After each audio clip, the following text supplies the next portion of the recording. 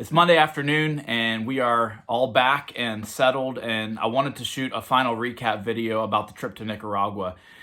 It was such an incredible time. It's amazing to think how much God did in such a short period of time. It was an exhausting trip. It was a busy trip. We were going, 24 hours a day, but the Lord did some incredible things. One thing I really love about missions is to see how the Holy Spirit moves in all different cultures, in all different places. It's the same Holy Spirit, and when He touches a life, there's just a tangible sense of God being there in that moment. And I love how different cultures, very different places, different languages, they look very different in one way, but people being touched by the Lord, it looks the same everywhere you go in a sense. And so I love to see Him move.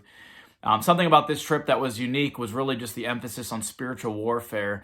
From the very beginning to the very end, our team was very cognizant of the fact that we were in a battle and that the enemy did not want us to be there doing what we were doing. The places we were visiting, a lot of people, the theme of there being witches in the communities with curses and trying to stop what God's doing was very common all throughout. People would tell us, please pray for my son or daughter. I think they're under a curse. One of our neighbors is practicing witchcraft. And so we heard that. We had some training from some of the pastors that talked about how that's something that their churches are moving in, and we saw it happen. We saw people delivered from demons, and so it ended up being kind of this ongoing conversation that we had from with our team, but also me preaching from the pulpit. But the kind of the theme of the trip was, greater is He who's in us than he who's in the world. And we saw how Jesus has a superior kingdom to the kingdom of the enemy. The devil has power, he has a kingdom, but his power is inferior to Jesus. And when Jesus shows up, he loses. And so we saw the devil lose a lot of ground in these Nicaraguan families and lives. And so we're very grateful for how Jesus showed himself powerful. Something else that really was a blessing was in so many places in churches, we just saw young people, even like 6, 7, 8 years old, that were just crying out to the Lord and responding to Him, sometimes with tears at the altars. And to see how God is raising up a generation in Nicaragua of young people who are passionate.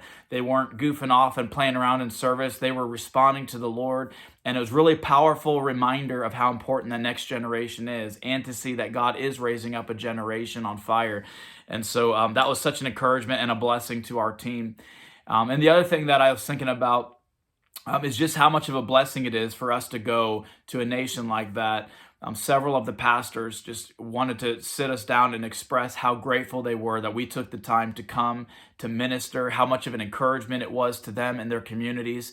And so to have the time to set some time aside to go spend with people like that, even our translators and everyone that we work with there in the country, we're just very encouraged by our presence being there.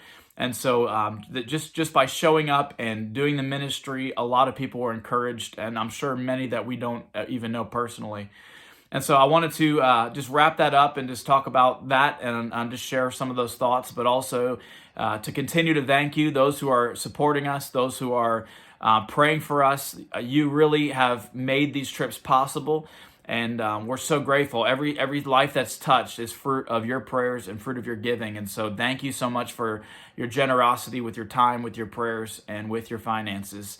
We'll continue to go where the Lord opens up the doors, and we're going to continue to preach Jesus and see lives touch and change for eternity. And you're a part of that. So thank you, and God bless you. And I'll shoot another set of videos on the next trip.